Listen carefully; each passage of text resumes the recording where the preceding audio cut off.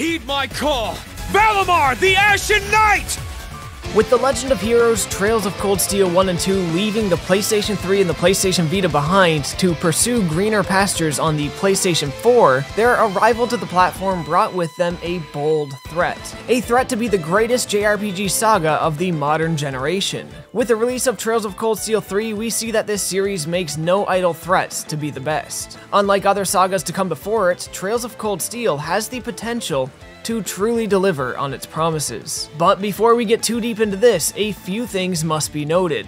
This is a pre-release review, so clearly I got a code for the game early. So thank you NIS America for considering me to review my most anticipated game of the year. The email containing the review code was probably the best email I got in my life, and that's considering the wedding photos I received in my email just a week prior. There is one really big question we need to address before we continue. What if you've never played any of the previous games? First of all, this is part 3 in a sub-series and part 8 in an overarching series that all share one world and one ongoing linear narrative. Bearing this in mind, simple things that seem mundane in this game may be huge spoilers had you not played the games before it. I aim to talk about the story and world of Trails of Cold Steel 3 without spoiling its plot developments. However, such a thing cannot be done without risking some degree of spoilers for the games that led up to this one. Secondly, it was my belief prior to this entry that Trails of Cold Steel could be played and understood well enough without playing the 5 games that came before it. However, Trails of Cold Steel 3 may very well stand on its own worse than any other game in the series before. Substantial experience with the series isn't exactly required, as all pertinent events get a reasonable enough degree of exposition, but learning about the entire history of the series, the 7 games that came before this one, in this one game alone, will be extremely overwhelming, and cause even more understanding to be lost in a story that's already so twisted and turned in on itself that it's already difficult to see how your climb started when your climb has come to an end and you stand atop a mist-covered mountain. The barrier of entry to Trails of Cold Steel 3 is absurdly high, but take it to mean something when I say that it's a barrier worth overcoming. If you're not yet versed in the series, you can technically start here, but I highly recommend you find another entry point. The game does provide additional help for newcomers. From the root menu, you are provided an expansive set of documents to read through and catch up, which, though it takes hours, you should do merely as a refresher. Once in-game, you can also visit the school library and read the entire backlog of Imperial Chronicles, a newspaper in popular circulation in the world of Zemeria. Even if you don't need the refresher, I'd still recommend reading the Imperial Chronicles, as they foreshadow some interesting themes of the game and the current political climate, how news spreads or doesn't spread from town to town. With those warnings out of the way and the big question answered as reasonably as I see fit, let's jump into the world and story of Trails of Cold Steel 3. Setting the stage, the world, and how it sets you up for adventure.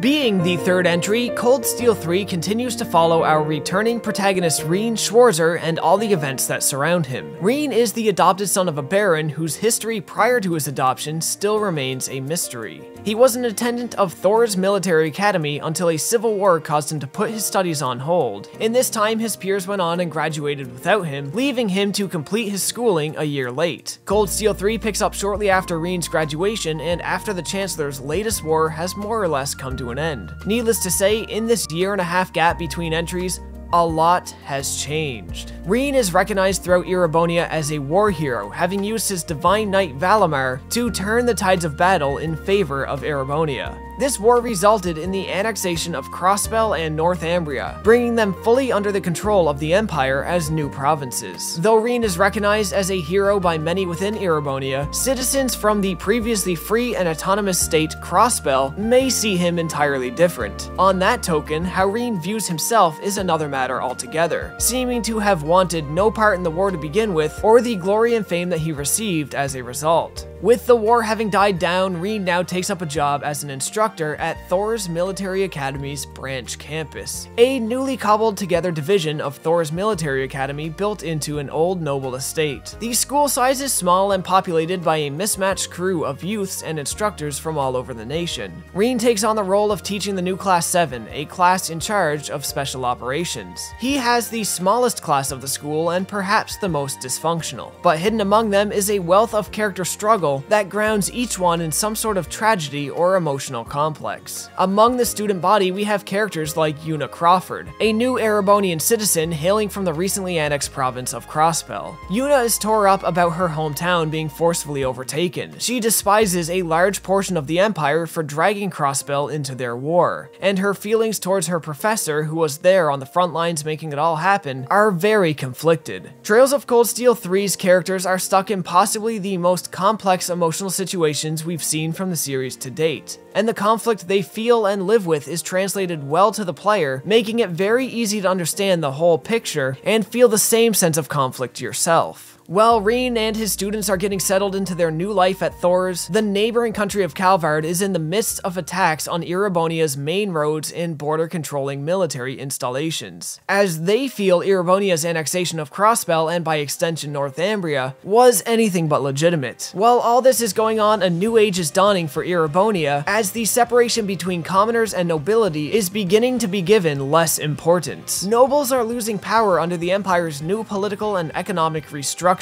so tensions are running high all across the nation. Such a knot of intertwining problems are causing Erebonia's military efforts, railway military police, and bracer guilds to be spread thin. And so the special missions taken on by the new Class 7 carry with them a great deal of importance to the Empire, as their main purpose is to investigate the Empire's blind spots where other groups would have before. A number of organizations and special interest individuals related to the events of the previous games have gone relatively silent. Groups such as the Jaegers, Ouroboros, the Hexen Clan, Witches, and Gnomes. However, if it was just silence, things may be fine. As it is, it seems they make just enough noise to warrant further investigation, as clearly a new plan is in motion. Through these investigations, new mysteries of Rein's past, his real family and origins, as well as the mysterious power that resides within him, may also have new light shed upon them. Despite all of that being a light dump of the world lore, this is almost all stuff that happened between Trails of Cold Steel 2 and 3,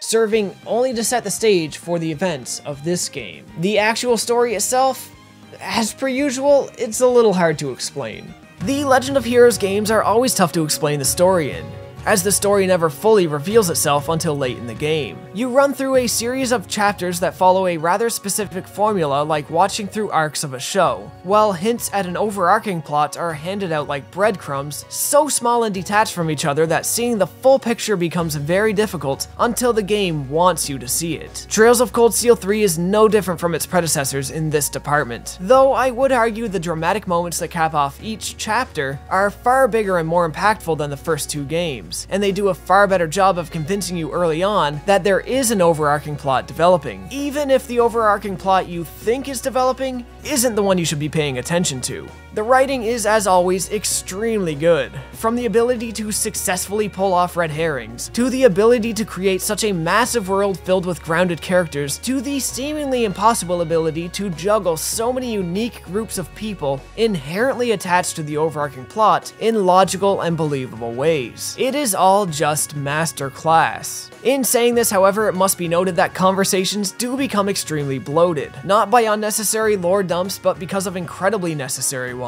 Cold Steel 3 resurrects plot points from both the Sky trilogy and the Crossbell duology, and explaining what those events were and how they tie to this new entry takes no shortage of time. If the story can be compared to anything, it would be the Wheel of Time novels. New plot threads are constantly being introduced and causing the world to evolve around them. Their resolutions happen with a realistic sense of purpose and timing, which means a problem introduced in one game or novel may not be resolved until several games or novels later. One example for this I can think of from the Wheel of Time was a character who got sick and tainted by evil in the first book. However, he doesn't make any headway in getting cured until the third book, because it was only then that a logical opportunity in the world opened up to allow that to happen. World context and logical progression progression are key in crafting such an adventure. Like the Wheel of Time, the Legend of Heroes games builds a consistent world that the characters exist in and must abide by. And so not all resolutions come as quick as you may be used to from other media. But when they do come, the sense of reward and fulfillment in them is truly unsurpassable.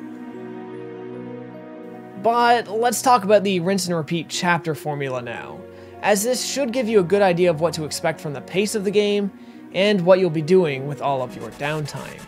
Chapter Formula: the optional and required ways to kill 200 hours in a single playthrough. Trails of Cold Steel 3 is broken into a small handful of chapters, and with very little exception, they all work the same way. If you've played Trails of Cold Steel 1, you can expect the formula to be a lot more like that one than its sequel. Each chapter begins with Rein at Thor's Military Academy's branch campus. For at least a day or two, you'll be working your way through cutscenes teaching the students, sometimes interspliced with battles meant to train the students, and of course you, the player, in the mechanics of the Panzersoldat battle system. Just as you were tested as a student in Trails of Cold Steel 1, you are now the instructor, and you will be testing your students. When the week's lessons are over, you're given a chance to talk with your students before the free day starts the next morning. At least once a day, you can also retire to the communal baths, and somebody will always stop in and have a chat with you. Or one of the female students or colleagues will chat you up from the other side of the wall. When the free day starts, there's a small handful of missions you can find and complete, and you're given a limited amount of bonding points to spend with various other characters. When exchanged, bonding points will open up new social events, sometimes with attached missions or adventures. These social events will raise your social link level with that character considerably upon ending.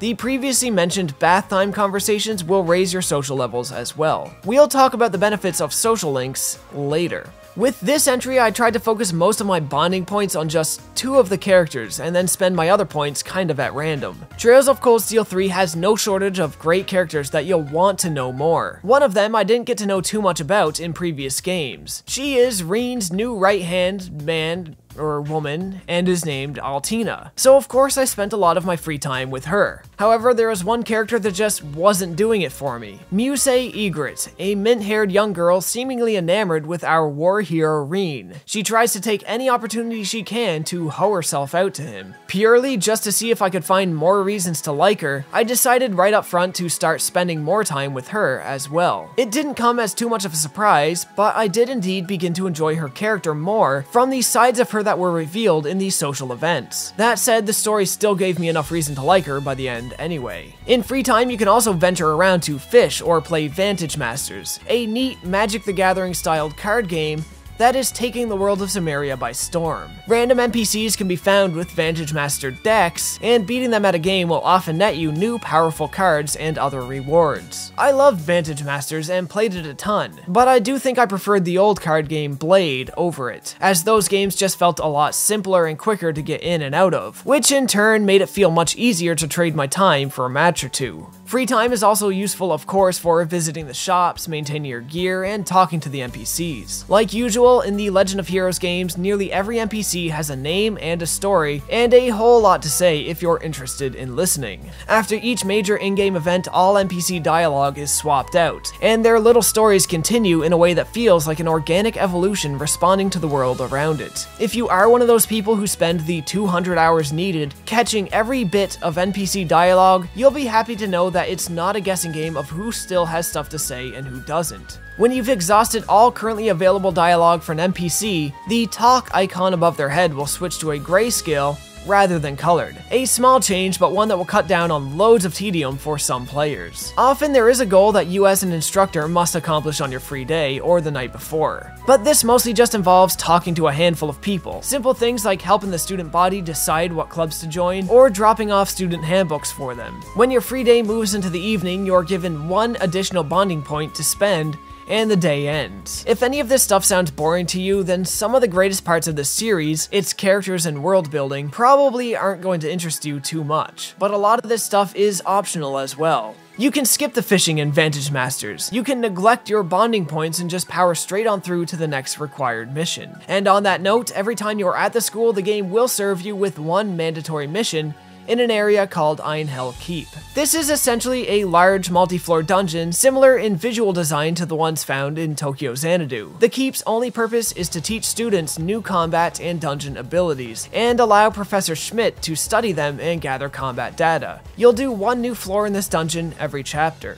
Once you've completed your trial in Untitled Keep, you're briefed on where your new field study will be taking you, and you depart. On the train ride over, you're given yet another chance to catch up with your students, and then you arrive in a new place, set up camp, and get to work. First thing you'll be doing in any new place is meeting with the current ruler of the area, who will then give you a small list of required and optional quests. How much of these you do is up to you, but from time to time the mission will literally be to kill time doing side quests. I'd highly recommend doing as many quests as possible and stopping into every shop you can, and buying every unique item you come across. Some special items, the most powerful ones in the game for instance, can only be obtained through crafting with rewards gathered from side quests. Other items can only be gained through trading. As you see here, I missed out on this coffee grinder as a gift for Machias, since I didn't buy any ground sausage from the vendor in the previous town to trade. I'm not depressed. I don't even care. Screw Machias. You often spend around 3 days on any given field trip, and on every day you're given a new set of missions to accomplish. As you accomplish all the mandatory missions, you'll notice plot threads building up to something big. And by the end, each chapter closes on a strong and emotional climax, pushing our conflicted cast of characters to come to new understandings and develop in unique and interesting ways. When all is said and done, we return to the school, take a breather, come to grips with everything that just happened, then move on to another day and another lesson at the start of yet another chapter. School lessons, Untitled Keep, mission briefing, train ride, 3 days of mandatory quests, rinse, repeat. Each chapter takes you to a new zone, and each zone is simply incredible, only getting better and better the deeper you sink into them. Each area you visit in Cold Steel 3 feels much larger than it really is, and your understanding of what each area and each new character you meet gives to the world is paramount to the storytelling and indicative of this game's excellent ability to weave a world. Though admittedly at times as a necessary evil, pacing suffers. The intro to this game is especially long, again feeling like the intro to Cold Steel 1 more than 2. Setting up the world and the new characters alone takes a long time. However, we also have to introduce our new central hub. We reintroduce all the old characters. The plot leading up to Cold Steel 3 gets iterated on time and time again as it becomes necessary, and the battle mechanics are expanded to all new depths, requiring even more time up front to teach the player. Personally, to me, it felt like the game took around 16 hours to really pick up. But again, the rewards for sticking through that long intro get doled out more often and more effectively than in the games prior, with every chapter bringing show-stopping tension and drama and heartbreaking character conflict by their conclusion. Every chapter feels important in one way or another. The plot, when it is all together, goes a little beyond the scope of the other Legend of Heroes games, and some people may find it to be a bit much. Some ideas I wasn't the most fond of, and at a certain point I did feel the big bad guy's motive was incredibly shaky. But this feeling was short-lived, as more reveals would eventually fill in pieces I didn't realize were missing, which quite frankly changed my perspective entirely. Since this is the third game in a saga of 4, you can expect that resolution isn't going to happen here, and that you will be left with questions and a strong desire to see what comes next. Personally, I cannot wait for Cold Steel 4, but it also seems like it could be set up to be a huge mess, with the story having become as big as it is. With the series potentially expected to go for 20 more years, we are going to need some plot threads to wrap up and stay dead soon, or it will undoubtedly become too much. On the note of things getting larger than I possibly could have imagined, let's take a look at the combats, because I really didn't think they could add even more mechanics than what Cold Steel 2 had. But they gone and done it. Combat mechanics. How Cold Steel 3 reinvents, rebalances, and expands. First off, Trails of Cold Steel is a turn-based JRPG with a healthy dose of tactical RPG mechanics. Basic necessities that need not be talked about in depth, like experience points, hit points, and even items and equip menus are all here and all make a tangible difference in combat. Though I will say buying new weapons and armor, as well as upgrading your weapons, is a bit more important than it may seem at first. Trails of Cold Steel 3 I feel hits its level of difficulty the hardest of the saga so far, and will require some additional attention be paid to your combat choices and speccing. It is possible to abuse some mechanics, or so it feels, but nothing to me seemed like an auto-win kind of exploit. If any of the talk of difficulty concerns you, well, I wouldn't worry too much, as the balance didn't really feel unfair to me on normal difficulty. And if it does to you, there are 2 difficulties above normal and 2 more below for you to choose from. Also, if you are struggling and losing on a boss, you can choose to lower boss HP and try the fight again. This is especially useful if you simply feel powerful enough for everything else, but don't want to deal with the tedium of grinding just for one boss, or the tedium of planning specific attack strategies for half an hour at a time. Average battles shouldn't pose much trouble, but larger monsters do populate the field and offer more intermediate challenges. To help with your battles, there are 3 levels of advantage that you can start with. The level of advantage you have is determined by how you approach an enemy. If you simply walk into an enemy head-on, then you will transition to the battle screen where everything plays out normally. It's also worth noting here that the battle screen isn't some new arena created just for fights. Battles now take place where you encounter the enemy, which is a nice little update, even if it is just cosmetic at the end of the day. To get an advantage, you'll want to approach enemies from behind and hit them with your sword. When you start battle with a double advantage, you will begin at the start of the turn order. When you start with triple advantage, you start at the beginning of the turn order, but the enemy's break gauge will already have damage dealt to it. However, getting it is a little more challenging, requiring you to charge these little icons here simply by roaming around. It's not really a challenge, it just takes more time. This little wall of accessibility prevents the player from spamming level 3 advantage on any and every enemy they come across, and does help the game retain some of its difficulty. Once in battle, there's a good handful of things to notice. First, the turn order and effects bar. The effects bar shows what benefits a player will receive while taking their turn, and it moves at a fixed rate. The turn order bar moves based on character speed, and delay time dealt by character attacks. Through careful planning, you'll want to rearrange the turn order bar so that the effects on the effects bar, which cannot be rearranged, will play out on your turns rather than on the enemies. Next, you'll notice that all of the commands have been moved from the old command wheel to a series of hotkeys similar to Persona 5. Aside from the Brave Order command, only one action here can be taken per turn. This means that you cannot choose to move and then choose to attack. Choosing move will end your turn,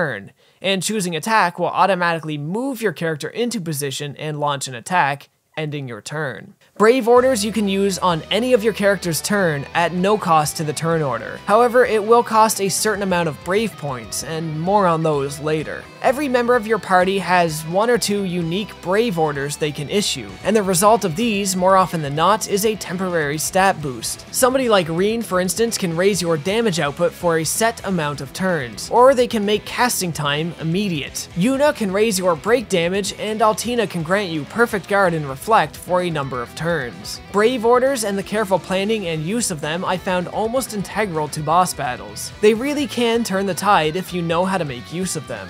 On that note, break damage also feels extremely important. As you see here, enemies have 2 bars. One is obviously HP, and the other is their break gauge. Though you'll do damage to both with each attack, the calculations for each form of damage are handled separately. When the enemy's break gauge is drained, they enter a stunned state, where basically every attack is a critical hit. Their next turn is essentially skipped, as it will be used to recover their break gauge and then move on. Besides the basic move, item, defend, and attack commands here, we also have arts and crafts. Crafts are character-specific moves you learn by leveling up, with stark few special ones known as S-crafts being locked behind story progress. Crafts can have a number of different effects. The vast majority are offensive in nature, but some others are buffs or curatives. To use a craft, you must spend your CP. CP, seen on this meter here, is charged by dealing and receiving damage throughout battle, and as such is something of an infinite resource. Different crafts have different attack shapes and ranges, which grant another little layer of strategy when deciding what to use. You'll also see here that we have a ranking system for how much break damage and actual damage a move does as a default, as well as any other specific effects it may have. Effects such as impede,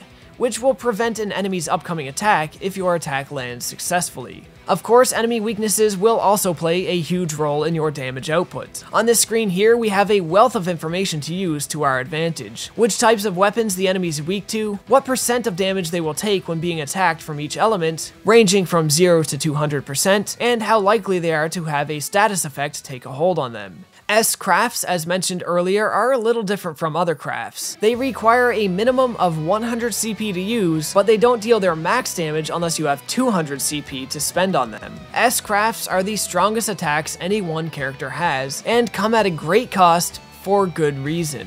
In addition to being very powerful, they can also interrupt the turn order and be cast whenever you want. That means you can cast them on an enemy's turn. Arts is the next form of attack, and these are a little more unique. Arts come at a cost of EP, which isn't restored by natural means. Rather, it's restored by resting or using items. In a sense, these are magic attacks, and EP is the form of magic. In terms of the world lore, that's not exactly accurate, but for a review, it will have to do. The arts a character can cast are dependent on the type of quartz and ornaments they have. Quartz can be crafted out of the elemental sepith. It's just a resource, don't worry too much about it. Quartz can be crafted out of the elemental sepith you find throughout the world and collect at the end of battles. However, most quartz will be found in chests given as quest rewards or bought at stores. Each character has a device in which they can store a set number of quartz too. Each quartz has a different ability, and most of them will also affect your character's stats. Though there is a special type of quartz here as well, known as Master Quartz. Master Quartz are unique in that prolonged use of one comes with additional benefits. Master Quartz gain their own kind of experience and level up through the course of the game, affecting your character's base stats a great deal, and unlocking more and more arts the more they level up. New to this game, we also have Sub-Master Quartz. All Master Quartz have a slot to link a Sub-Master Quartz to. Linking a Sub-Master Quartz will give your character a limited ability to use that quartz and allow it to gain experience even if its primary holder is not present in battle. Now earlier I mentioned Brave Orders come at a cost to Brave Points, but never really explained what Brave Points were. Well, there's not really that much to these. Every time you get a critical attack, a combat-linked partner can chain an attack off of it. There's 3 different attacks you can do here, however 2 of them will cost Brave Points, while the other will earn them for you.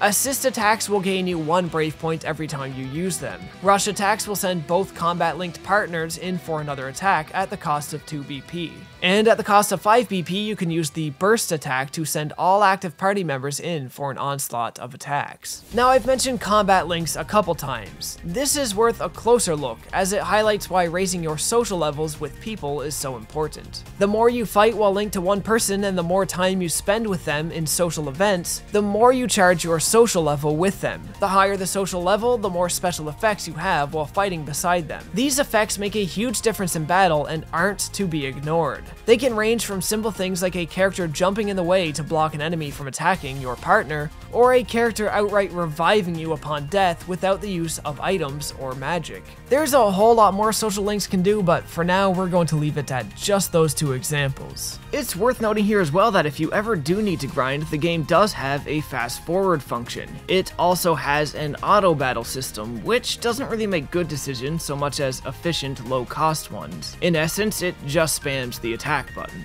There's a little more that we could talk about here, but for now, that's where I'm going to leave it, because we have another battle mode that we need to talk about. The Panzer Soldat and Divine Knight battles.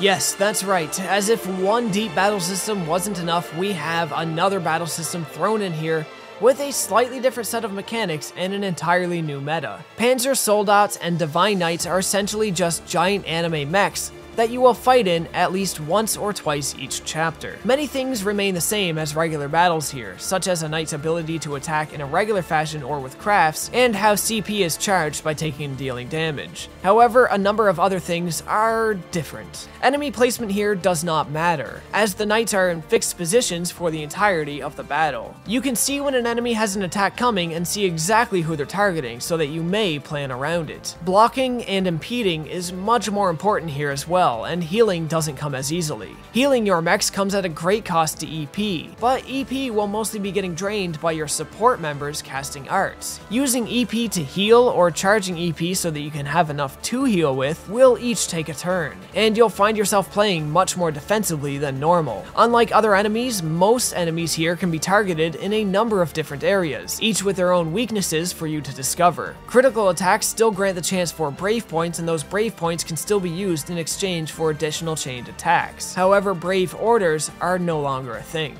There are items you can use to assist in battle, but it was very rare that I had any. These mechs take their own quartz, but not much thought needs to be given to them. They just change stats on a base level, and the quartz with a bigger number is the better one. Clearly, attack 2 is better than attack 1. In a way, this is like a heavily stripped down version of the regular battles, and with a few ideas reworked. But your limited abilities give you less avenues to snake your way out of a tight situation, and battles become strategic in an entirely different way.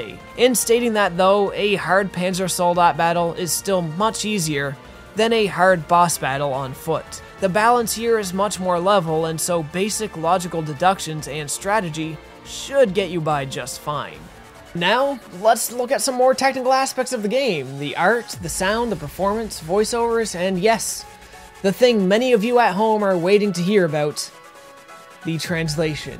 Technical aspects. How hard work and technology affects the presentation of the world. With Trails of Cold Steel 3 making the jump to the PlayStation 4, we can see that the creators are no longer as limited in what they can do and show as they were on the Vita. We already seen one way they advanced in how the battles take place right where they occur on the map. However, there's much more going on here than just that. Starting on the visuals. Although YouTube compression won't help much here, we can see that characters and the world at large are textured much better. Anti-aliasing is decent enough to make it all look clean, and the textures and contrast between colors is incredibly sharp. Poly counts for the characters have gone up dramatically too, but that can't exactly be said about much of the architecture. For this, however, I will extend some forgiveness. Though buildings and cars and other such things are much more blocky than the characters, I find this actually creates a rather compelling art direction, and one that reflects the current state of the world the game takes place in. Zumeria is in the midst of what they call the Orbital Revolution, which historically is not at all unlike our own industrial one. New things are being invented every day,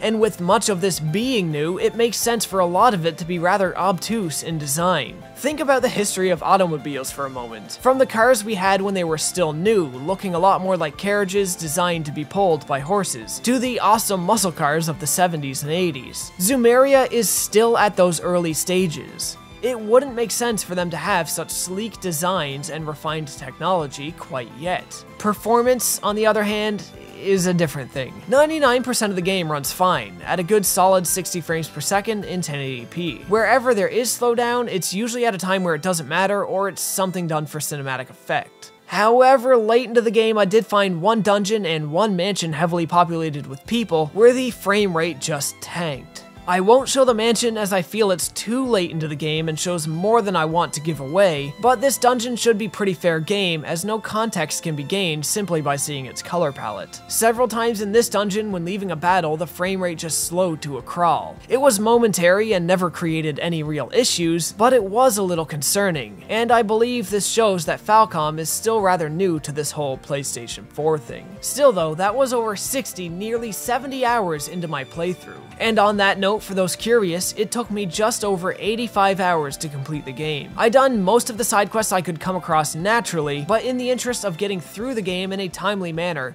I didn't go out of my way and tried to catch every bit of NPC dialogue. In terms of voice acting, most of the English cast returns, and they do a mostly great job. Though some of the performances at least feel a little different, and this to me feels like the voice actors just trying to mature their voices to better reflect how the characters have grown in the year-and-a-half gap between the games. And I mean, going back and say, looking at these models from Cold Steel 1 to these ones in Cold Steel 3, yeah, these aren't the same kids we started out with. Well, they do have Caterpillar track vehicles that can run on their own. Even with those, is it really possible? Heard from one of Ballad's soldiers they saw one of those ions. If the English cast isn't your thing, this also launches with dual audio, so don't you worry your pretty little head about that. The soundtrack for me took a little while to stick, and I don't really feel it's as good as Cold Steel 1 and 2, but it is still well above average. Falcom rarely fails to deliver in the music department. From the hype tracks to the ominous ones,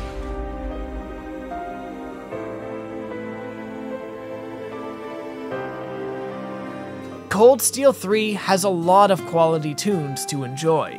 One thing I did really love about the OST though, is the homages it plays to the previous games. I think longtime fans will hear a lot of Trails in the Sky in some of the lay motifs, and it comes as a very welcome addition to an already above average OST. Now, on the translation side of things, one thing I absolutely want people to understand here is that this isn't an NIS America translation. NIS America went out of their way to personally hire experienced, dedicated, and passionate translators who worked on previous Legend of Heroes games. This is their translation, regardless of what company is paying them. And how did it turn out? Well, it turned out as well as everything else they worked on. The Legend of Heroes Trails in the Sky I would account as a near-perfect localization. With the Legend of Heroes Trails of Cold Steel 1 in my review many years ago, I stated that I did spot a few, and I mean very few, translation issues. And with a game of that magnitude releasing to such uncertain sales, that is nothing short of impressive.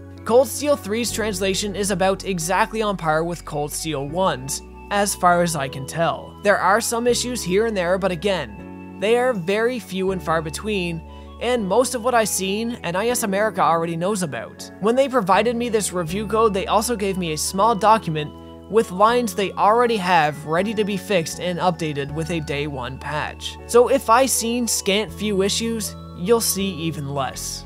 Sadly, there's no big holes to be found here. Otherwise, it's pretty damn solid. I say anyway, as somebody with no understanding of Japanese or what was originally supposed to be anywhere in the game. I'm sure some people would be going over this with a fine-tooth comb for any crumb of a mistake to go into full-on hyperbolic rage mode, as the NIS America hate machine still seems to be running strong. But I think it's alright to relax, guys. I was concerned at first too, but my concerns have been laid to rest. The fate of my most anticipated game of the year was in question, and I walk away having played it now with the opinion that this is in fact the best game of the year. Conclusion: where does the series stand now, and where will it go?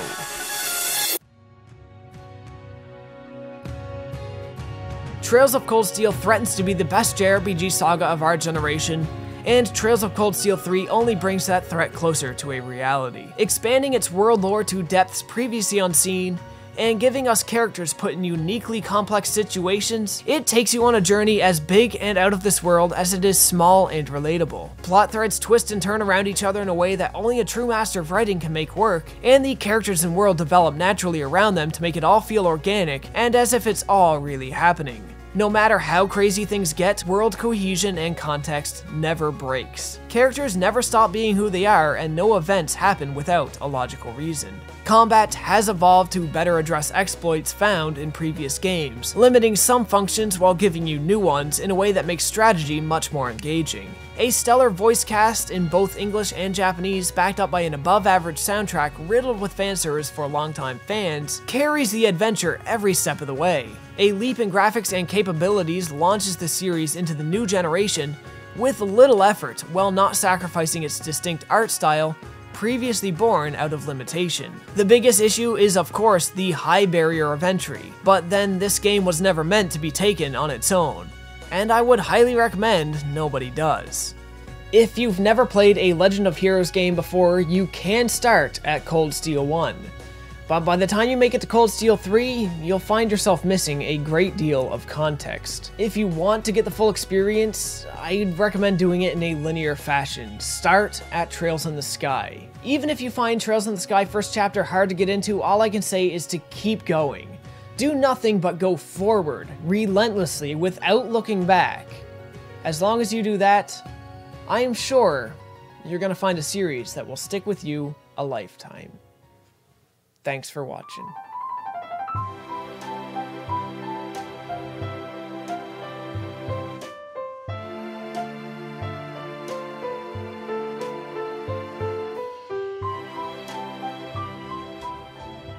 Hey, get back here.